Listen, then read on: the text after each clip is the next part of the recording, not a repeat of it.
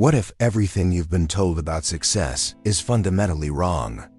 We're taught to hustle, to climb, to outwork everyone. But what if the most powerful, life-changing move you could ever make is a simple act of compassion when no one is watching? Have you ever felt invisible? Like you're pouring your heart into your work, treating people with respect, yet you're constantly being overlooked, struggling just to stay afloat. This is a story for you. It's a story that proves a startling, counterintuitive truth: your character is your greatest asset, and your kindness holds a value you can't even begin to imagine. This is the incredible story of Shirley Fisher, a waitress who was one paycheck away from disaster, armed with little more than an unbreakable spirit. And it's the story of Eugene Hicks, a reclusive tycoon so wealthy and so lonely that he disguised himself as a forgotten, poor old man. He wasn't looking for another investment. He was on a desperate, secret search for a single person of true worth in a world that had shown him nothing but greed. He was about to find what he was looking for in the most unlikely of places. You are about to see the shocking, heart-aching story of how a waitress helped an old man, completely unaware that he turned out to be a reclusive tycoon who left her his entire fortune. This isn't just a fairy tale, it's a powerful and emotional testament to what happens when genuine goodness collides with unimaginable wealth, setting off a chain reaction of events that leads to the ultimate surprise inheritance. It's a story that will make you question what true wealth really is, and it delivers a plot twist that you will never see coming. Get ready to witness a journey of overcoming, destiny, and the profound discovery that sometimes the smallest act of kindness can unlock a multi-billion-dollar secret.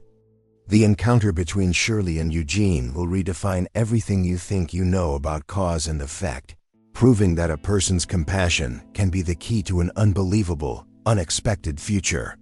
Their story is a powerful reminder that you never know who you are helping, or how that single moment of grace is about to change your life forever. Before we dive into this incredible story, let us know in the comments what beautiful city you're watching from. Right now we want to see how far our story has reached. Make sure to hit the like button, subscribe to the channel so you don't miss our next story, and please, share this video with someone who you think will be touched by it. Now let's begin. In a world that often rushes past the quiet moments, some stories begin with a simple hello. This one is no different. Rooted in the clatter of a worn-down diner where a waitress named Shirley Fisher moved like a seasoned dancer. She navigated the chaos with a weary grace, her smile a small beacon in the greasy air.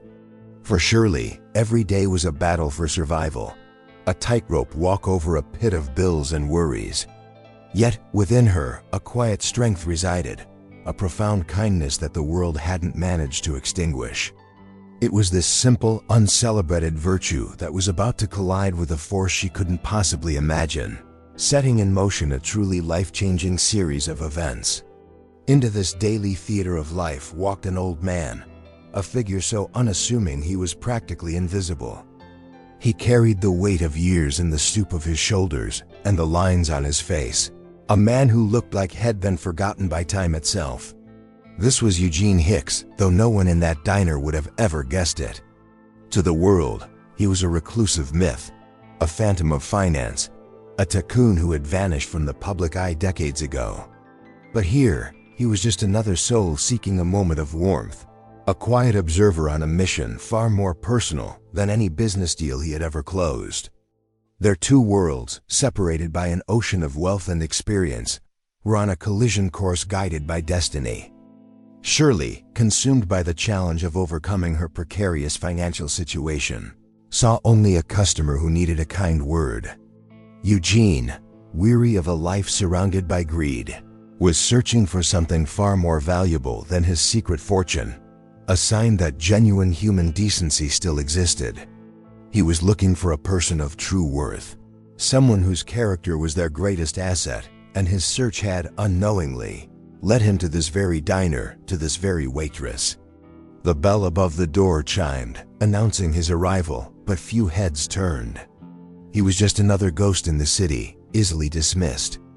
He settled into a booth, his worn coat a stark contrast to the polished chrome of the napkin dispenser. While others might have overlooked him, Shirley approached with the same gentle energy she offered everyone. Her greeting wasn't just a formality, it felt genuine, a small heart-aching gesture in a cold world.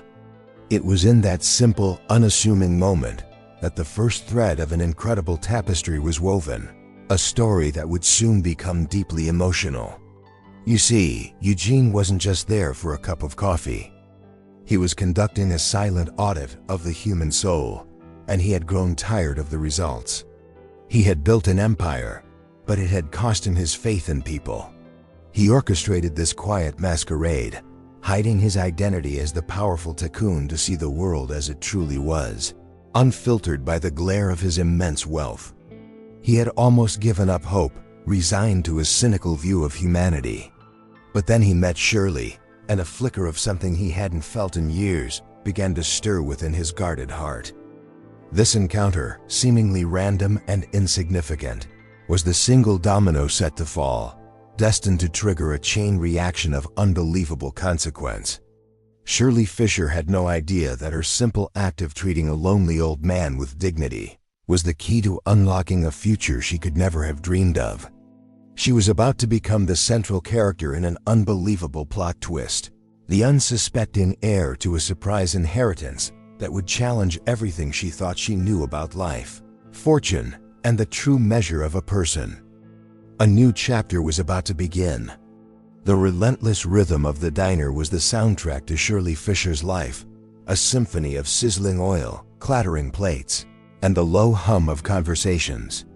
Every day felt the same, a marathon of rushing from table to table, her body aching but her spirit refusing to break. She was a waitress, yes, but she was also a quiet warrior, fighting a silent battle against a mountain of debt. This constant struggle was her reality, a heavy cloak she wore even as she served coffee with a smile. The theme of overcoming wasn't an abstract concept for her, it was the very air she breathed, day in and day out. Financial hardship was a shadow that followed Shirley everywhere, whispering reminders of overdue rent and thinning savings. It would have been so easy to let bitterness take root, to let the exhaustion curdle into resentment. Many in her position would have, and no one would have blamed them. But that just wasn't in her nature. Instead, she chose to greet every single customer with a warmth that was both disarming and profoundly real. Her kindness wasn't a mask she put on for better tips, it was the core of her being, an unwavering light in her own personal storm. This genuine compassion was her superpower, though she never saw it that way. She treated the boisterous businessman with the same respect as the quiet student nursing a single cup of tea for hours.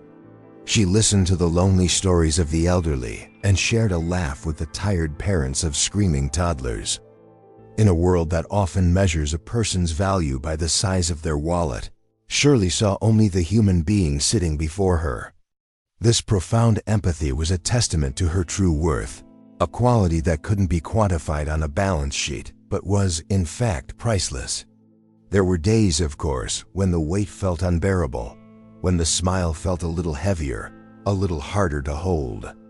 On those days, the challenges of overcoming felt less like a journey and more like a sentence. The endless cycle of work and worry was an emotional drain that threatened to pull her under.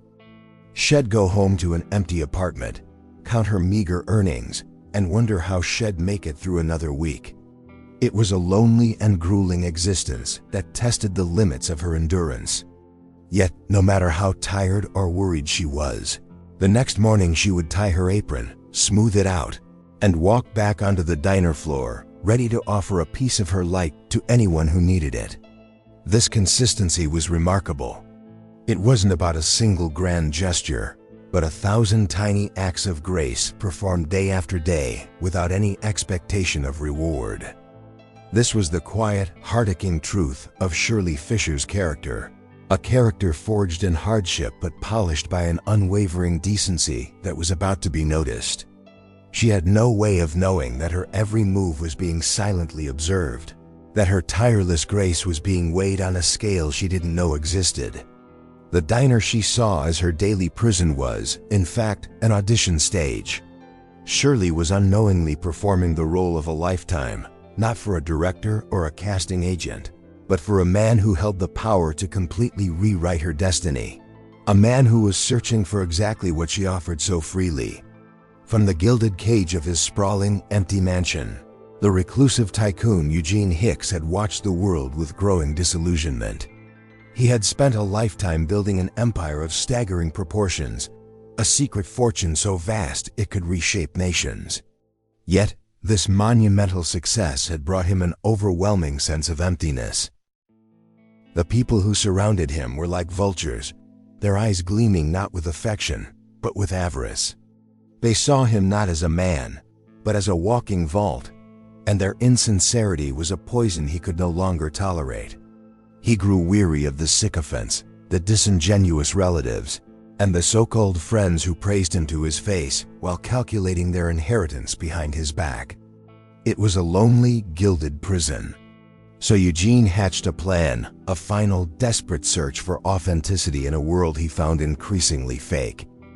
He decided to shed his identity as the powerful tycoon and don the disguise of a frail, penniless old man. He wanted to see how the world treated someone who, on the surface, had nothing to offer.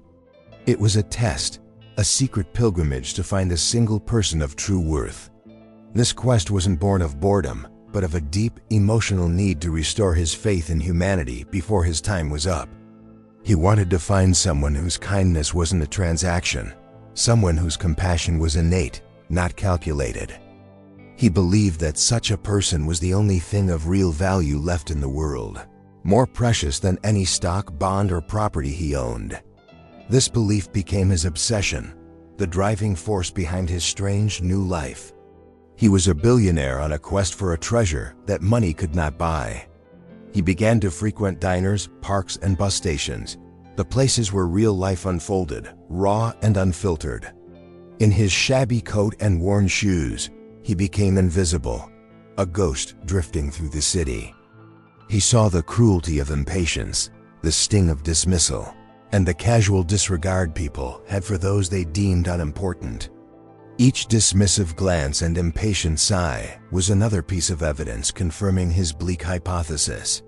His hope, already a fragile thing, began to wane with each passing day, making his journey one of overcoming his own deep-seated cynicism. The world, as he was now experiencing it, was a harsh and unforgiving place for the forgotten.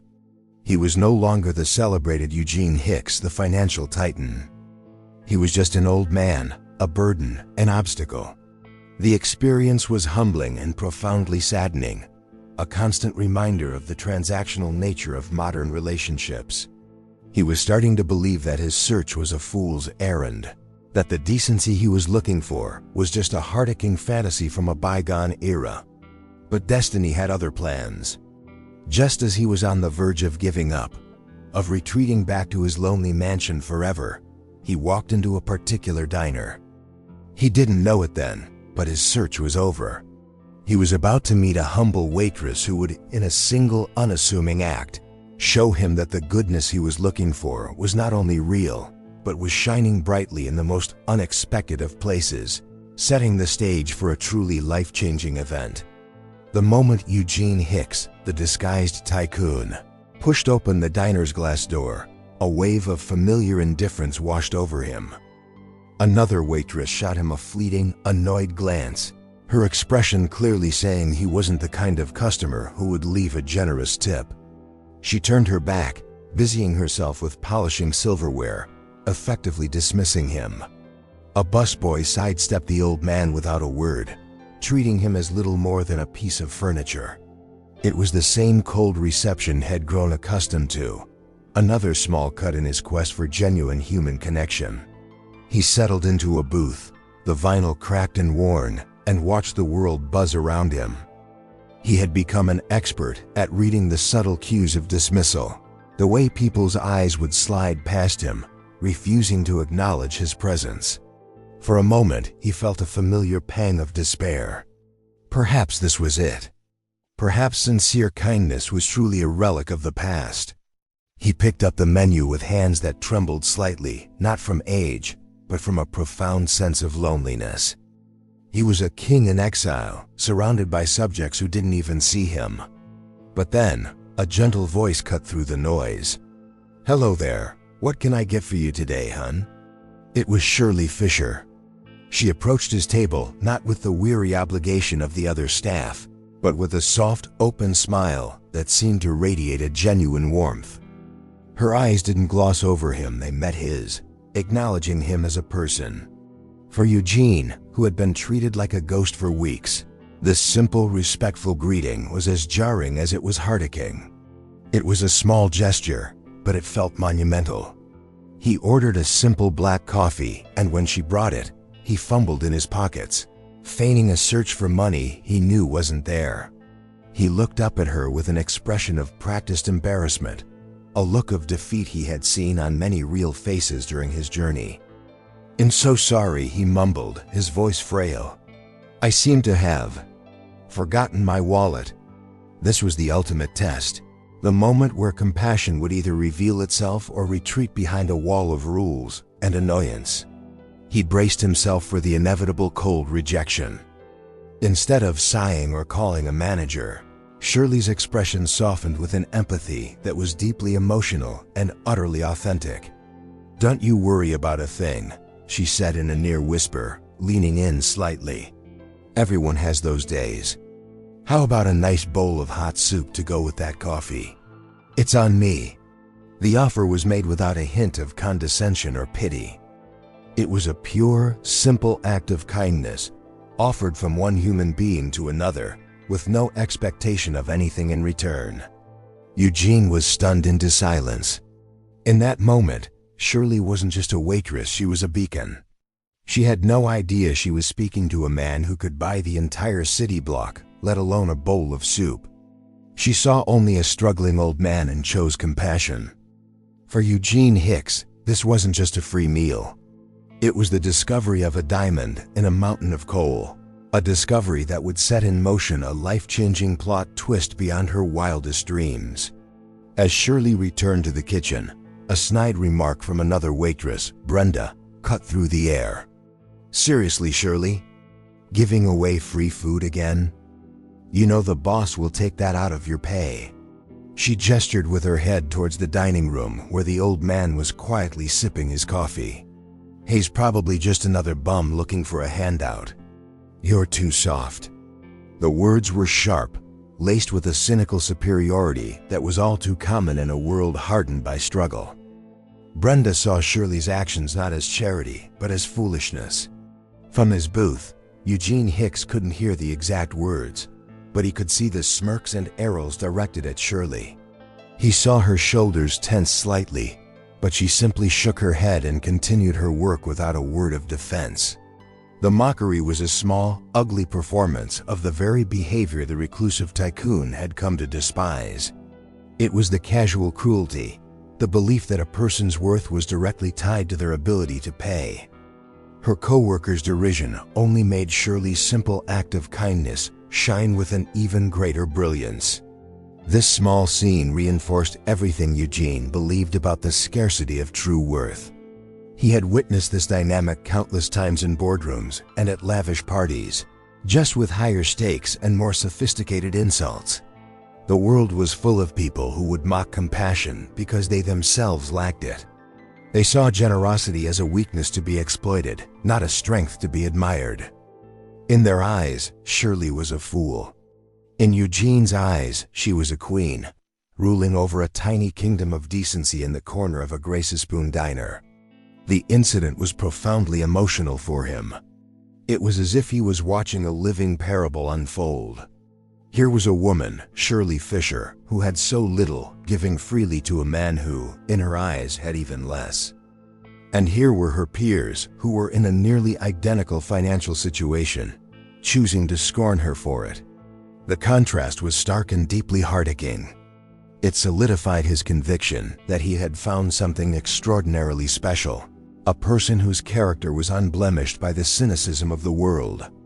He watched as Shirley continued her shift, her smile never faltering, her warmth undiminished by the petty cruelty of her colleagues. She was a testament to the power of overcoming not just financial hardship, but the bitterness that so often accompanies it. She refused to let the world's harshness seep into her own heart. This quiet resilience was to Eugene the ultimate sign of a person's inner strength and value. She wasn't just kind, she was brave. The mockery didn't deter Shirley, it defined her. And for Eugene, it sealed the deal. His search was definitively over. He now knew with absolute certainty that he had found the one person worthy of his secret fortune. The ridicule she endured for helping a penniless old man had, ironically, just paved her way to becoming an unexpected millionaire. The seeds of a great destiny were being watered by the scorn of the ignorant. After that first encounter, the quiet old man became a fixture at the diner. Every afternoon, like clockwork, Eugene Hicks would shuffle in and take the same corner booth. He never ordered much, just a coffee or a slice of pie, but he always paid with exact change, a silent acknowledgement of her initial generosity. For the other staff, he remained a nonentity, but for Shirley, he became a welcome, calming presence in her otherwise hectic day. An unlikely and truly heart-aching friendship began to blossom between the struggling waitress and the disguised tycoon. Their conversation started small, with simple pleasantries about the weather or the day's specials. But over time, in the quiet lulls of the afternoon, a deeper connection formed. Shirley found herself drawn to his gentle, attentive nature. He was a wonderful listener, his eyes conveying a wisdom and understanding that she found incredibly comforting. She had no one else to talk to, and this quiet, elderly friend became her sole confidant, the one person she could share her burdens with. It was a deeply emotional release for her. Unaware of his secret fortune, Shirley began to open up, sharing the dreams she kept locked away in her heart. She spoke of her desire to one day open a small bakery, a place where everything was made with love and people could feel at home. She described her recipes in vivid detail, her face lighting up with a passion that Eugene hadn't seen in anyone for years. She talked about her struggles with overcoming debt, not as a complaint, but as a hurdle she was determined to clear on the path to her dream. Eugene, the reclusive billionaire who had listened to countless pitches for multi-million-dollar ventures, found himself utterly captivated. Her humble dream of a small bakery felt more significant and possessed more true worth than any corporate merger he had ever orchestrated. He would just nod and listen, offering a quiet word of encouragement now and then.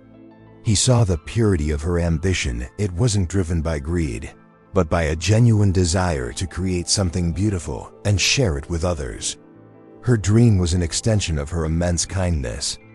This growing friendship became a secret joy for both of them. For Shirley, he was a grandfatherly figure, a safe harbor in her turbulent life. For Eugene, she was a lifeline, the person who single-handedly restored his faith in humanity. He cherished their simple talks more than any accolade he had ever received. He was living a double life, and the irony was immense. The most authentic relationship he had was built on a complete deception, a plot twist he alone was aware of. He knew he held the power to make all her dreams a reality with the stroke of a pen. The temptation to simply hand her a check was immense, but he resisted. It wasn't time. He needed to be absolutely certain of her character, to see how she handled herself under different kinds of pressure. He continued his masquerade, listening to her talk about her life-changing dreams, all the while knowing that her destiny was already in his hands, waiting for the perfect moment to be revealed. One brisk afternoon, the diner's bell chimed, admitting a group of patrons whose expensive suits and loud voices instantly changed the atmosphere. They surveyed the room with an air of entitlement before settling into a booth near Eugene's. It wasn't long before their disdainful gazes fell upon the shabby old man quietly enjoying his coffee. One of the men sneered, "Can't they do something about the clientele here? His presence is ruining my appetite." His companions laughed, their mockery echoing the casual cruelty of Shirley's own co-workers. The manager, ever eager to please wealthy customers, scurried over to their table, his face a mask of apology. He then approached Eugene's booth with a nervous expression. "Sir," he began, his voice low but firm, "I'm going to have to ask you to finish up. You're disturbing the other customers." Eugene looked up, his face a perfect portrait of bewildered hurt. He knew this was another test, but this time the stakes felt higher. He watched to see what Shirley, who was observing the entire exchange from across the room, would do. Without a moment's hesitation, Shirley Fisher put down her coffee pot and walked directly to her manager's side. "He's not disturbing anyone," she said, her voice trembling slightly but filled with a conviction that surprised everyone, including herself. "He is a paying customer and one of the kindest gentlemen who comes in here. He has every right to be here." She stood her ground, a lone waitress standing up to her boss and a table of powerful men, all to defend the dignity of a seemingly penniless old man. The wealthy patrons were aghast at her audacity, and her manager's face turned a shade of crimson. "Shirley, this is not your place," he hissed. "You're going to get yourself fired." But Shirley didn't back down. She looked directly at the complaining customer and said, "This diner is for everyone. His money is just as good as yours, and his character is worth a great deal more." It was a stunning display of courage, a testament to her unwavering belief in treating every person with respect, regardless of their appearance. Her sense of true worth was on full display. Eugene watched, his heart swelling with an emotional mix of pride and profound admiration. This was it. This was the moment that transcended simple kindness. This was integrity. This was courage. Shirley was risking her livelihood, the very job she desperately needed for her own overcoming of hardship for him. She was willing to face unemployment to defend his honor. It was one of the most profoundly heartaching things he had ever witnessed in his entire long life. The manager, flustered and embarrassed, ultimately backed down, mumbling something about a misunderstanding before shuffling away. The wealthy men fell into a stunned, resentful silence. Shirley gave Eugene a small, reassuring nod before returning to her work, her heart pounding. She had no idea of the monumental impact of her actions. She just thought she was doing the right thing, defending a friend. But in reality, she had just passed the final, most important test in the secret evaluation of the reclusive tycoon. Sitting in his booth, Eugene Hicks felt a profound shift within him. It was more than just gratitude, it was a deep, resonant awe. He had just witnessed an act of pure, unadulterated integrity, a virtue he had long considered extinct in the modern world.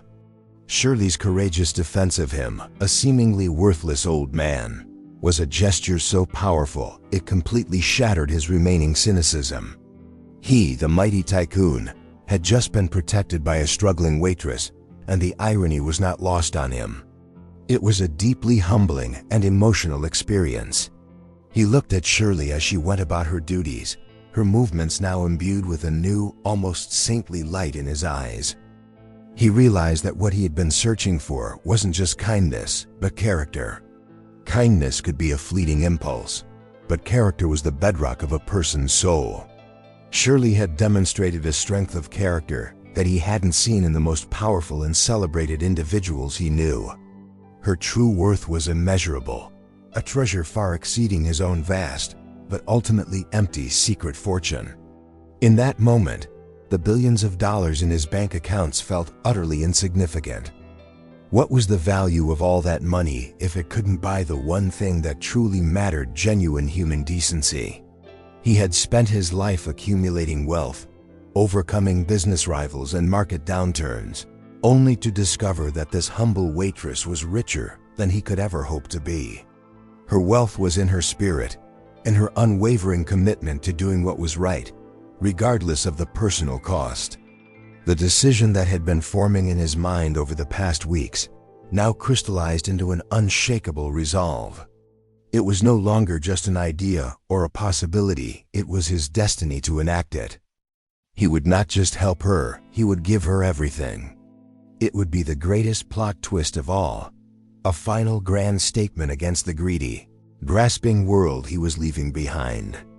He would use his fortune not as a tool of power, but as a reward for virtue, a life-changing gift for the one person who had proven herself worthy. This realization was profoundly heartaching for Eugene. It brought him a sense of peace he hadn't felt in decades. His life's work, the empire he had built, would now have a true purpose. It would be entrusted to someone who understood the value of things beyond money, someone who would undoubtedly use it for good. The thought of his avaricious relatives' faces when they learned of his decision brought a rare, faint smile to his lips. They would never understand his choice, because they could never understand Shirley. He sat a little longer, watching his unlikely friend, a woman who had just risked everything for him. She remained completely oblivious to the monumental decision that had just been made, a decision that would transform her from a struggling waitress into an unexpected millionaire. Eugene knew what he had to do. His plan was set. All that remained was to put the final pieces in place before his time ran out. Just as Shirley felt a small sense of victory after defending her friend, her own world came crashing down. She arrived home that evening to find a stark white envelope taped to her apartment door. Her hands trembled as she tore it open, her heart sinking as she read the bold, unforgiving words of eviction notice. The landlord had run out of patience. She had 2 weeks to pay all her back rent, an impossible sum, or she would be out on the street. The peak of her financial stress had arrived, a wave threatening to pull her under for good. A suffocating panic seized her. All her tireless work, all her scrimping and saving, had amounted to this failure. The challenge of overcoming her circumstances suddenly felt insurmountable. She sat on her threadbare couch, the notice clutched in her hand, and for the first time in a long while, she allowed herself to cry. The emotional weight of her constant struggle became too heavy to bear.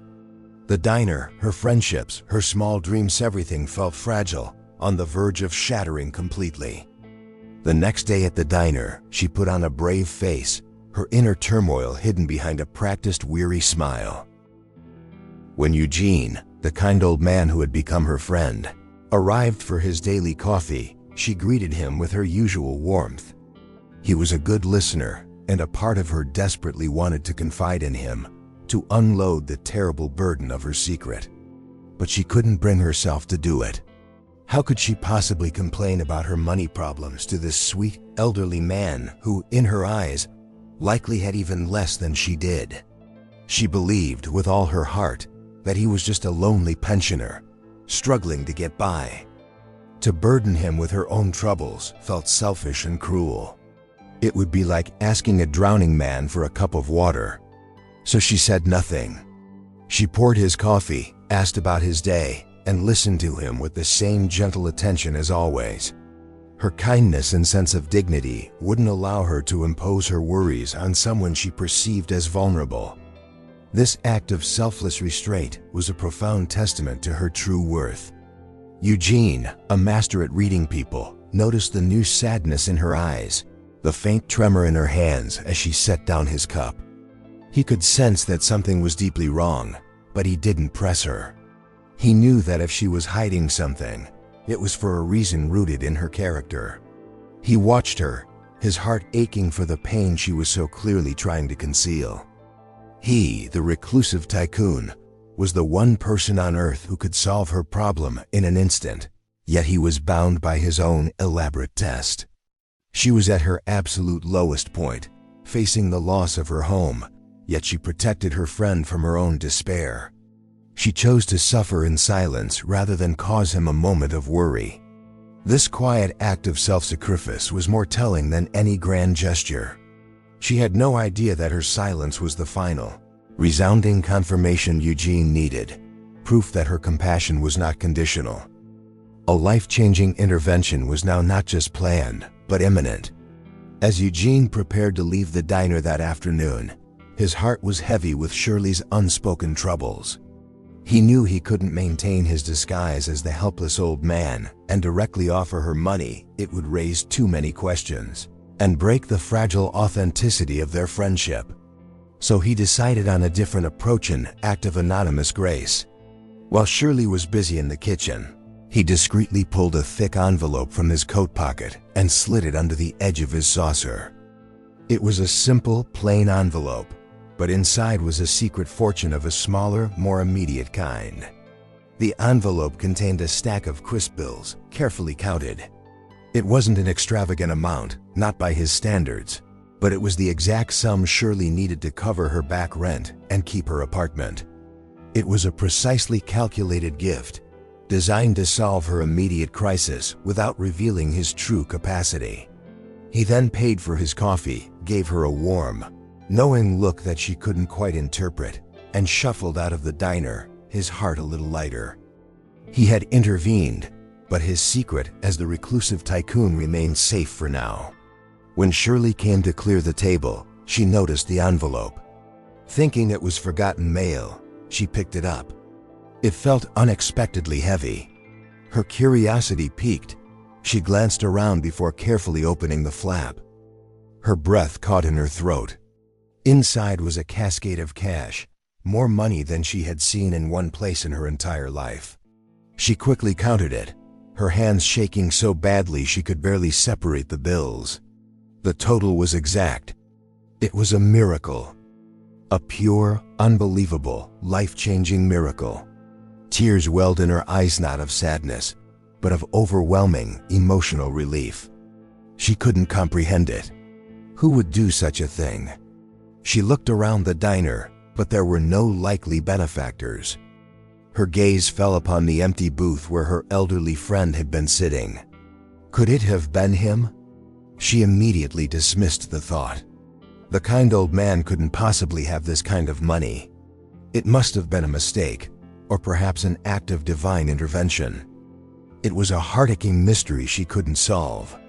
This unexpected gift was a turning point for Shirley, a moment that restored her faith not just in her ability for overcoming her struggles, but in the fundamental goodness of the universe. She saw it as a reward for her perseverance, a sign that her destiny was not to suffer endlessly. The thought that she was on her way to becoming an unexpected millionaire was, of course, beyond the realm of possibility. To her, this was simply a lifeline, a miraculous reprieve from the crushing weight of her reality. She paid her landlord that very day, the eviction notice becoming a mere memory. A profound sense of peace washed over her. She felt as though she had been touched by an angel. Little did she know she had. But her guardian angel wasn't a celestial being. He was a disguised billionaire who was just getting started. This small, anonymous gift was merely the opening act of a much grander plot twist that was still to come.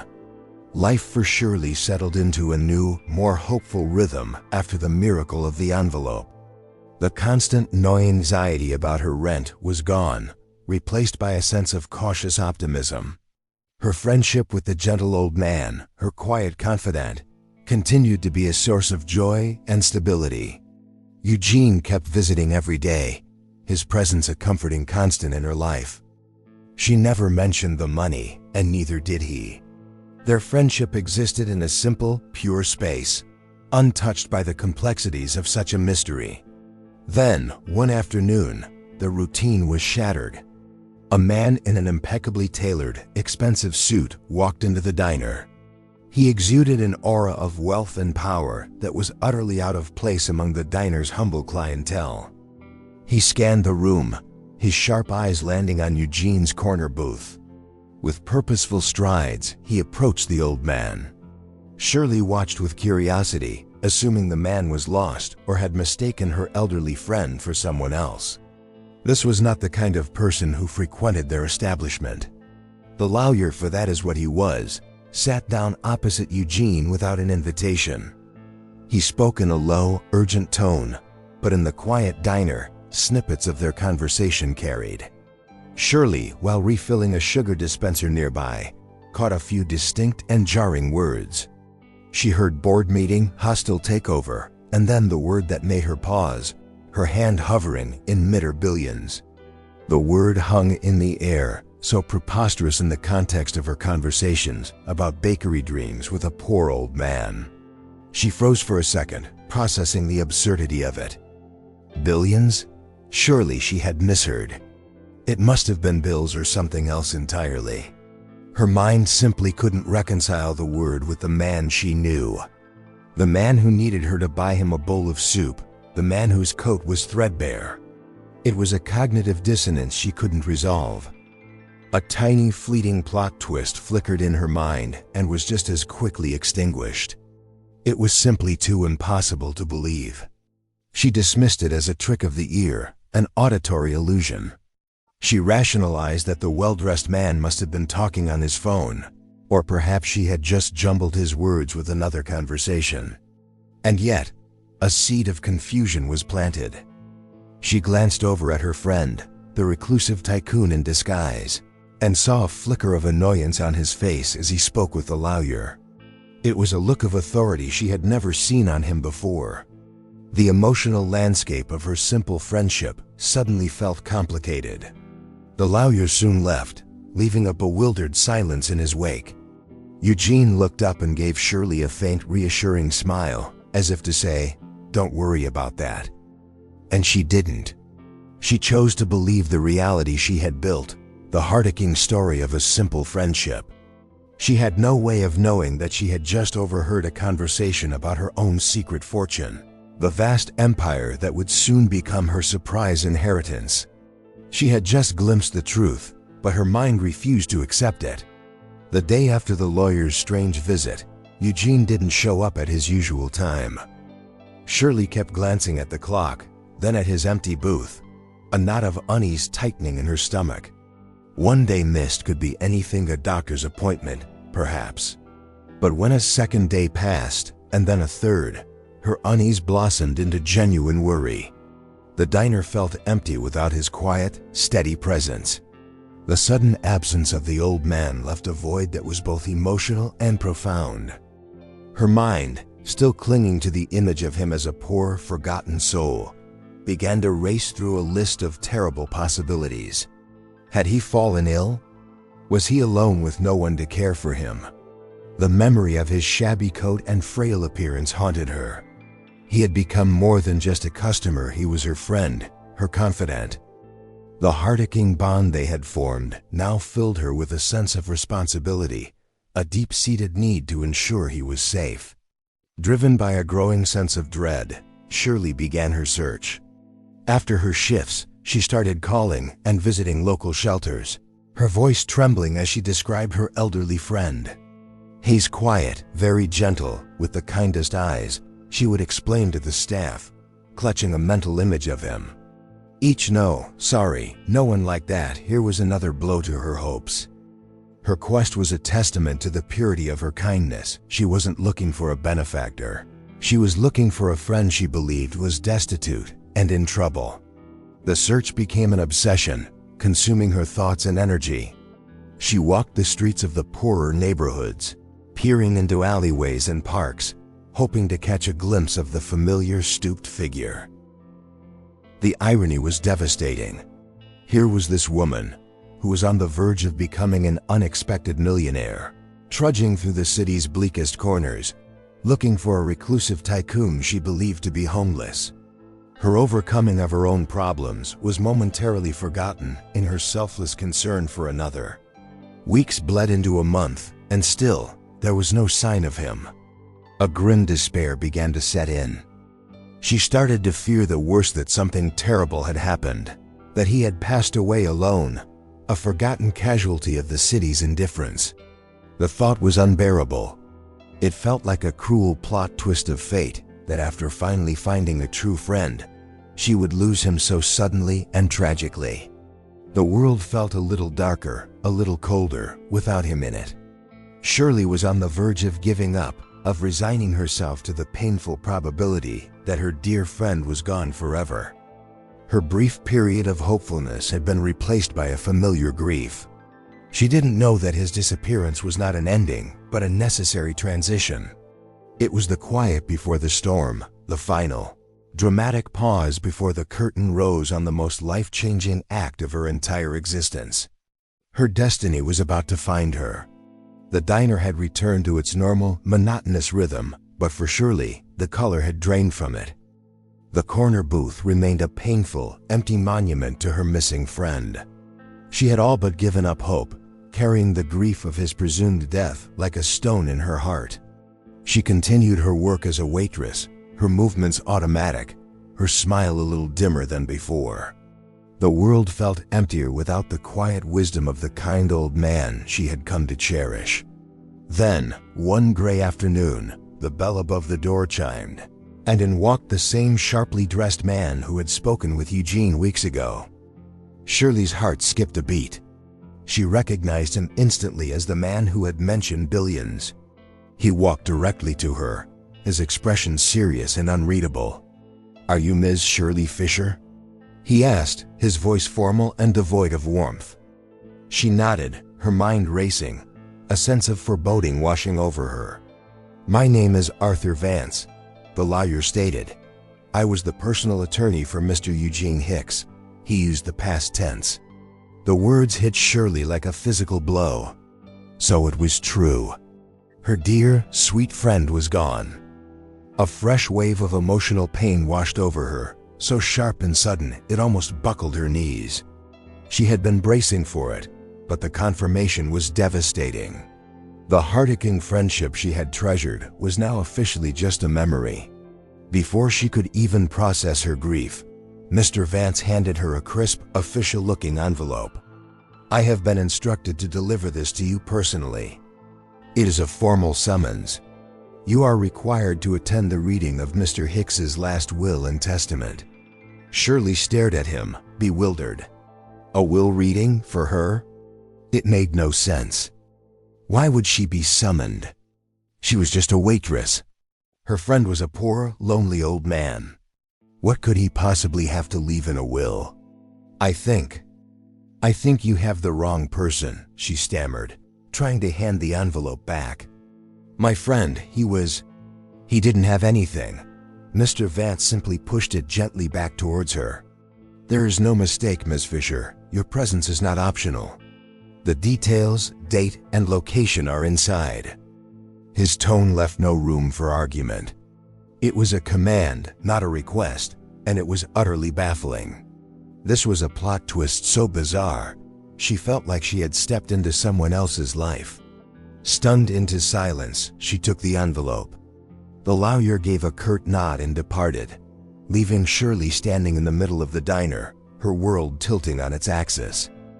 Grief, confusion, and a terrifying sense of mystery swirled within her. Eugene Hicks, the name felt both familiar and foreign. She had only ever known him as her nameless, gentle friend. Now he had a name and a lawyer and a will. The life-changing storm that had been brewing just over the horizon had finally, and terrifyingly, arrived. The address on the summons led Shirley to a part of the city she had only ever seen in movies. Massive iron gates opened onto a winding driveway that cut through acres of perfectly manicured lawns, leading to a mansion so large it seemed more like a museum than a home. Dressed in her best, but still simple, clothes, she felt like an intruder in a fairy tale. This couldn't be right. This opulent palace couldn't possibly have been the home of the humble old man she knew. The whole situation felt like a surreal, emotional dream. As she was escorted inside, she entered a grand foyer where a group of impeccably dressed people were gathered, their voices sharp with impatience and greed. They eyed her with open hostility, their expressions a mixture of confusion and contempt. "And who is this?" One woman sneered, dripping with jewels. "Did one of the staff get lost?" The air was thick with avarice. These were Eugene's relatives, and they looked at her like she was a piece of dirt on their expensive marble floor, a final unwelcome insult. Shirley clutched her purse, feeling small and utterly out of place. She wanted to turn and run, to escape this cold, hostile environment and return to the simple, predictable world of the diner. But the lawyer, Mr. Vance, appeared at her side and guided her gently forward into a large, wood-paneled study. The relatives followed, their whispers like the hissing of snakes. Shirley's heart pounded in her chest. The feeling of overcoming here seemed impossible. She was completely out of her depth in this den of vipers. And then she saw it. Hanging above a massive stone fireplace was a magnificent, life-sized oil painting. It was a portrait of a man in his prime, his eyes sharp and intelligent, exuding an aura of immense power and confidence. He was dressed in a fine suit, the very picture of a corporate titan.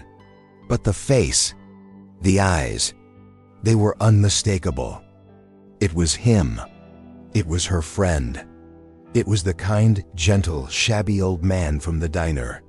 It was Eugene Hicks, the reclusive tycoon. The realization hit her with the force of a physical impact. Her legs felt weak, and she gripped the back of a chair for support.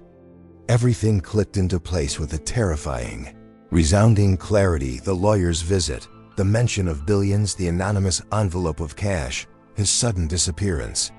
It was all him. The plot twist was so immense, so real-altering, that her mind struggled to grasp it. Her entire friendship, the most genuine connection in her life, had been built on a monumental secret. She stared at the portrait, her vision blurring with tears. It was a mixture of shock, grief, and a strange sense of betrayal. The man she had mourned as a lonely pauper was one of the wealthiest men in the world. He was not the person she thought he was. He was the legendary Eugene Hicks. The waitress stared up at the image of the tycoon, finally understanding the truth. But she had no idea that the day's shocks were far from over. The biggest one was yet to come. The room was thick with a tense, expectant silence as Mr. Vance stood before the fireplace, the last will and testament of Eugene Hicks in his hands. The relatives leaned forward in their plush chairs, their faces masks of feigned grief, barely concealing their rapacious greed. They saw this as the culmination of their life's work, waiting for the old man to die. Shirley stood awkwardly near the back of the room, still reeling from the shock of discovering Eugene's true identity, feeling like a ghost at a feast she didn't belong to. Mr. Vance began to read. The will started not with bequests, but with a statement, a manifesto from beyond the grave, and in Eugene's own words. He wrote of his profound disillusionment with the world, of his weariness with the insincerity and avarice that his great wealth attracted. "I spent my final years," the lawyer read, Eugene's voice echoing through the pages, "on a quiet search. I stripped myself of my identity as a tycoon and went looking for one person of true worth, one soul whose kindness was not a currency for personal gain." A nervous murmur rippled through the relatives. This was not the standard legal boilerplate they had been expecting. The will continued, detailing Eugene's experiences disguised as a poor old man. It spoke of the countless times he was dismissed, ignored, and treated with contempt. It was a damning indictment of their world, a world where a person's value was judged solely by their appearance and perceived wealth. It was an emotional, heart-aching account of his lonely pilgrimage. Then came the part they were waiting for. One by one, Mr. Vance read the names of the relatives present in the room. And one by one, they were disinherited. To his nephew, who saw him only as a bank, he left a single tarnished silver dollar. To his niece, who hadn't called in 10 years, but sent flowers the day after his death, he left a copy of a book on ethics. The gasps of outrage and fury filled the room as their dreams of a surprise inheritance turned to ash before their very eyes. The will then shifted its focus. It began to speak of a diner, of a waitress who showed compassion when no one else would. It detailed the day she offered him a meal he couldn't pay for. It recounted, with profound gratitude, the moment she risked her job to defend his dignity from scornful patrons. Eugene's words painted a vivid picture of Shirley Fisher, not as a victim or a fool, but as a quiet hero, a beacon of integrity in a world shrouded in darkness. The relatives turned to stare at Shirley, their faces contorted with rage and disbelief. They finally understood who she was and why she was there. This was the person who had stolen their secret fortune. But the will made it clear nothing was stolen. It had been earned. Earned through decency, earned through courage, earned through a simple, unwavering kindness. The stage was now set for the final, unbelievable plot twist, a revelation that would echo far beyond the walls of that mansion. And so, Mr. Vance's voice boomed, cutting through the venomous silence. Having found the one person who embodied the principles of integrity, compassion, and true worth that I had searched for, I can now bequeath my estate with a clear conscience. He paused, looking directly at Shirley, who stood frozen, her heart hammering against her ribs. The air was electric, charged with the impending, life-changing climax of Eugene's grand, final act. The relatives held their breath, their faces pale with dawning horror. I, Eugene Hicks, the lawyer read, his voice resonating with the weight of the words, "Being of sound mind and body, do hereby leave my entire fortune every stock, every property, every dollar, down to the last cento, Miss Shirley Fisher." A collective gasp sucked the air from the room. The words seemed to hang in the air, unbelievable, impossible. The struggling waitress from the Gracie Spoon Diner was now the sole heir to a multi-billion-dollar empire. It was the ultimate surprise inheritance. The will concluded with a final emotional tribute from the reclusive tycoon to his unlikely friend. "The world will call this foolish," Eugene's final words echoed, "but they are the fools. They spend their lives chasing paper, while I was lucky enough to find a real treasure. Let it be known that my fortune is not a gift. It is a transfer of assets to a person far richer in character than I ever was. Shirley Fisher's kindness was the only true treasure I ever found, and it is to that treasure that I leave my own." Shirley felt the floor give way beneath her. She was an unexpected millionaire, a title so foreign and staggering it felt like a language she couldn't speak. Tears streamed down her face, tears of grief for the old man she had lost, and tears of overwhelming shock for the legacy he had entrusted to her. It was a heart-aching validation of every small, decent choice she had ever made. Her destiny, forged in the quiet moments of compassion, had arrived in a thunderclap. The room erupted into chaos. The disinherited relatives screamed accusations, their greed and fury now unleashed and ugly. But Shirley barely heard them. She was locked in a moment of pure, disbelieving awe. Her journey of overcoming, which she thought was about paying her next bill, had led her to this incredible, unbelievable place. The plot twist of her life was complete. A story of a simple waitress and a lonely tycoon who found in each other what the rest of the world had overlooked. She was no longer just Shirley Fisher, the waitress. She was the guardian of a legacy, the living embodiment of the idea that decency has a value beyond measure. Her simple, consistent acts of goodness had changed her life forever, proving that sometimes the most profound fortunes aren't sought or seized, but are quietly and unexpectedly inherited through the simple, powerful act of being kind. And so, the incredible journey of Shirley Fisher and Eugene Hicks comes to a close. What began with a simple act of compassion in a humble dinero waitress showing kindness to a lonely old man blossomed into a testament to the power of human decency. It's a story that challenges us to look beyond appearances and recognize that our true worth is defined not by what we have, but by what we are willing to give. Eugene's lifelong search for a treasure money couldn't buy ended with Shirley, proving that integrity is, and always will be, the world's most valuable asset. This story serves as a powerful reminder that our actions, no matter how small, create ripples we may never see. Shirley wasn't trying to win a prize, she was simply living according to her principles, overcoming her own hardships while still making room for others. Her destiny was not a matter of luck, but a direct result of her character. It leaves us with a profound question in a world that so often rewards selfishness. What is the true value of our own kindness? Now we want to hear from you. What was the most emotional or heart-aching part of this story for you? Was it the moment Shirley defended Eugene, risking her job for him? Or was it the final, shocking revelation during the will reading? Let us know in the comments what part impacted you the most. We'd also love to know, did you expect this ending, or were you hoping for a different kind of plot twist? We read every single comment and love hearing your thoughts. If this story resonated with you, please show your support by giving this video a like. Your support helps us to continue bringing powerful stories like this to you.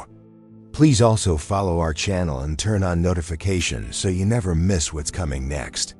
We have a whole library of videos just waiting for you to discover, so be sure to check those out. And finally, if you know someone who needs a reminder that goodness in the world exists and is rewarded, please share this video with them. Thank you so much for watching and for being a part of our community. Until next time, remember to look for the good in the world and, more importantly, to be the good in the world.